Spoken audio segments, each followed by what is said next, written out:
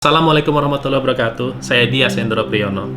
Agama terkadang diartikan secara sempit oleh sebagian orang. Ketika kita bicara mengenai agama, kita bicara mengenai apa yang saya bisa lakukan dan apa yang tidak boleh saya lakukan agar saya bisa hidup enak nanti di afterlife atau di akhirat. Apa yang halal, apa yang haram. Agama adalah mengenai saya dengan Tuhan saya. Padahal sebenarnya agama bisa diartikan secara lebih luas. Narasi agama bisa diperluas. Karena agama bukan hanya bicara mengenai afterlife. Agama tidak hanya bicara mengenai akhirat. Dan agama tidak hanya bicara mengenai seorang individu saja. Tetapi agama juga bicara mengenai dunia ini. Mengenai komunitas. Mengenai kebersamaan. Apa yang bisa kita lakukan untuk menolong sesamanya selama kita hidup di bumi ini. Saat ini, seperti kita ketahui, Indonesia sedang mengalami pandemi, seperti ratusan negara lainnya. Jumlah yang terpapar corona di Indonesia sudah melebihi angka 100.000 orang.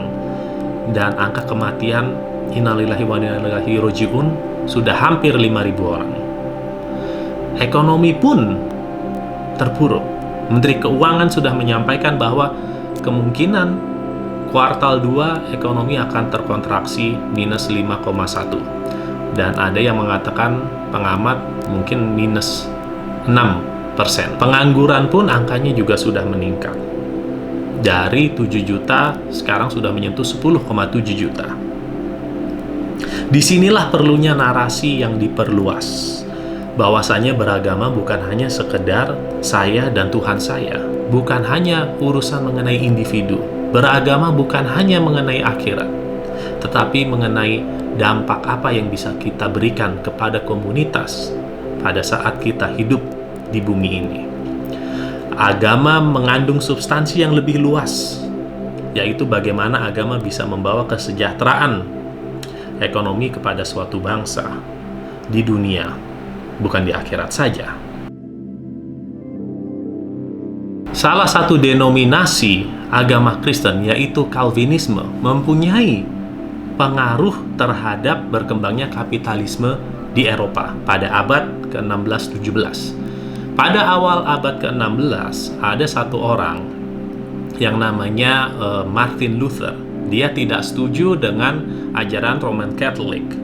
Dan dia memaku 95 pernyataan ketidaksetujuannya terhadap Roman Catholic atau 95 Theses yang dipaku di pintu masuk gereja di Wittenberg di Jerman. This was something big actually, karena pada saat itu Roman Catholic sangat berkuasa, paling tidak 450 sampai 500 tahun sebelumnya, karena pada tahun 1056 terjadi perpecahan antara Orthodox dan Katolik, dan setelah itu Katolik berkuasa sampai adanya Martin Luther yang memprotes Roman Catholic. Dan dari situ muncullah denominasi-denominasi lain, mulai dari Lutheran, lalu ada Presbyterian dengan tokoh utamanya John Knox dari Scotland, dan ada juga Church of England yang dimulai oleh Henry IV, Raja Inggris yang waktu itu ingin cerai dari istrinya Catherine of Aragon, tetapi tidak dikasih izin oleh Pope Clement atau Paus, maka dia lalu ya sudah, kita mendirikan agama sendiri. Dari situ muncul juga denominasi lain seperti Puritans, Congregationalists, United Church of Christ, gerejanya Obama, lalu ada Mormons, Seventh-day Adventists, Jehovah's Witness, Campbellites, Episcopalian, Baptist, Quakers di Amerika, dan lain sebagainya. Dan salah satu denominasi itu adalah Calvinism, yang dimulai oleh seorang dari Prancis yang bernama John Calvin. Ada sebuah buku yang ditulis oleh Max Weber tahun 1905 yang berjudul Die protestantische Ethik und der Geist des Kapitalismus. Dia menceritakan bagaimana Calvinisme, denominasi ini, agama ini bisa berpengaruh terhadap berkembangnya kapitalisme di Eropa. Weber menceritakan bahwasannya Calvinism ini harus bekerja keras, karena keselamatan dari Tuhan tidak akan datang tanpa adanya kerja keras.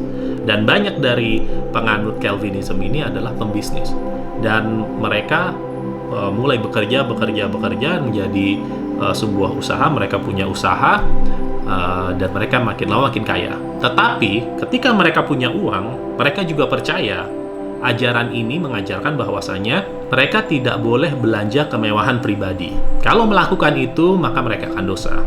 Dan apa yang terjadi? Uang yang mereka punya direinvestasi ke bisnisnya atau ke usahanya, sehingga usahanya makin besar. Dan semakin banyak uang, ada reinvestasi. Beriring waktu, apa yang terjadi?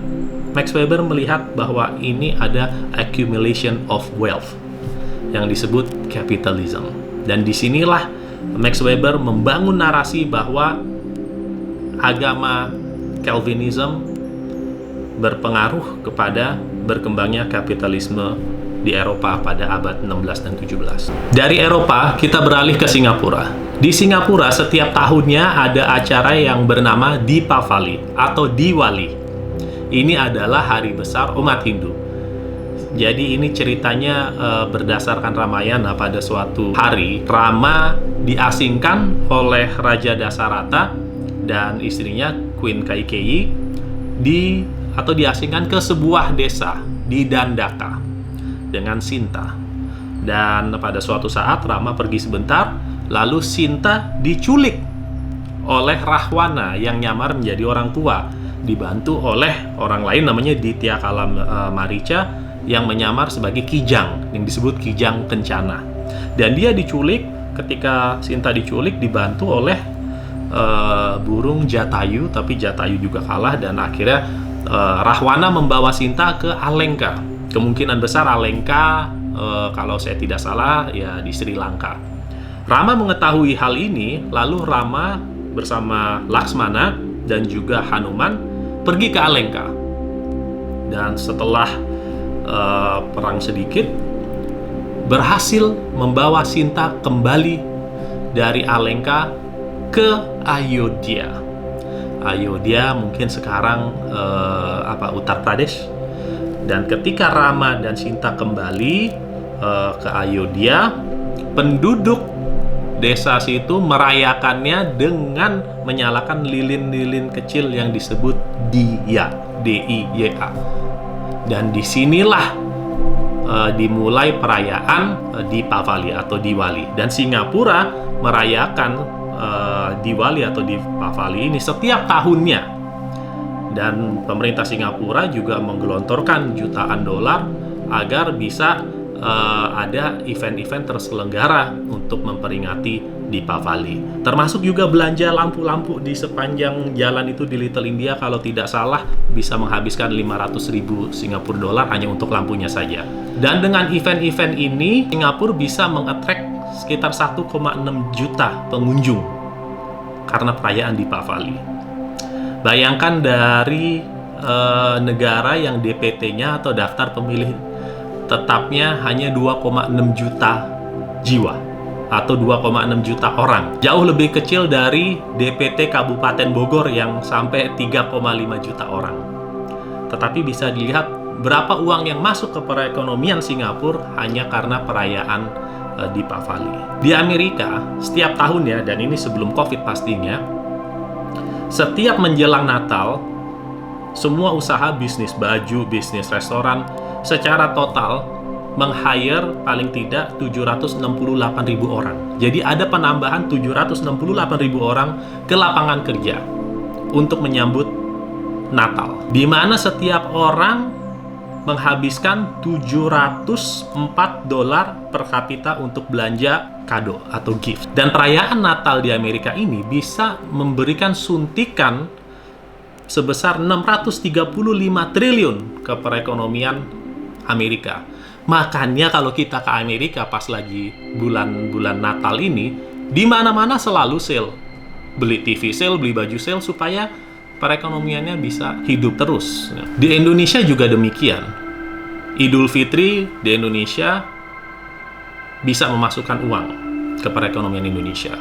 Kemenhub mengatakan bahwa dana pemudik dari Jabodetabek bisa mengalir ke desa atau ke daerah-daerah sebanyak 10,5 triliun, 10,3 atau 10,5 triliun, dan paling banyak yang menerima dana ini adalah Jawa Tengah dengan 3,8 triliun. Dan sayangnya karena COVID pandemic ini, hanya sekitar 20% saat ini yang mengalir ke daerah dari pemudik Jabodetabek. Begitu juga uang yang berputar untuk amal. Badan Amil Zakat Nasional atau Basnas mengatakan bahwa jumlah zakat yang masuk setiap tahunnya 8-9 triliun. Padahal potensinya bisa 217 triliun. Idul Adha juga demikian. Penjualan kambing saat Idul Adha mungkin bisa meningkat 25 kali lipat. Bahkan ada satu penjual kambing atau sapi yang pada saat Idul Adha ini yang saya tahu penjualannya bisa mencapai 587 juta penjual kambing yang kecil. Hanya dalam 10 hari mendekati Idul Adha. Dan ada satu institusi yaitu IDEAS atau IDEAS yang memproyeksikan bahwa ada potensi kurban sejumlah 20,5 triliun hanya dari 2,3 juta orang pengkurban atau sahibul kurban.